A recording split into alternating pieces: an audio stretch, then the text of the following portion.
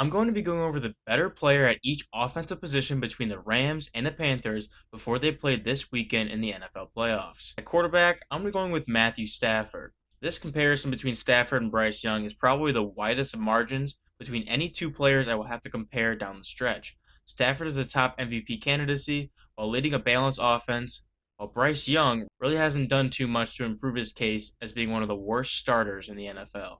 At running back one, I'll be going with Kyren Williams. These two offenses both have reliable options at running back one, but Kyren Williams is simply a tier above Rico Dowdle.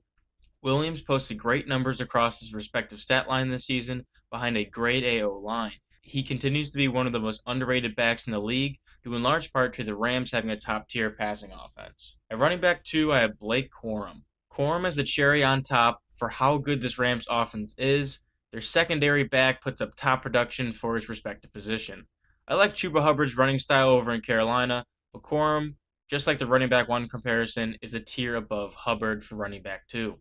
At wide receiver one, I have Puka Nacua. Although McMillan has given Carolina great production at wide receiver, I think any other wide receiver loses this comparison to Puka this season. Puka Nacua has shown to be a top 3 receiver in the league with his game-changing abilities and has solidified himself as one of the game's greats that could be a serious threat come playoff time. At wide receiver 2, I have Davante Adams. When your wide receiver 2 has the most receiving touchdowns in the league, you know you have one of the deadliest wide receiver combos in football. At 33 years old, Davante Adams still puts up outstanding numbers and pairs perfectly with this Rams offense alongside Puka and Stafford. At wide receiver 3, I have Xavier Legette. Panthers have solid depth in their wide receiver room with Legette getting the ball less than last year while still having good presence on the football field. He's still a more sustainable option than a couple of deep threats that the Rams have sitting at wide receiver 3. At tight end 1, I have Colby Parkinson. Parkinson is a great red zone threat and can easily get lost in space behind a defense that has to prioritize covering other players. He has great pass catching ability and proves to be a reliable option for Stafford in this offense. At tight end 2, I have Tyler Higbee. Higbee has put up his least amount of production since 2018, but has only played 10 games this season.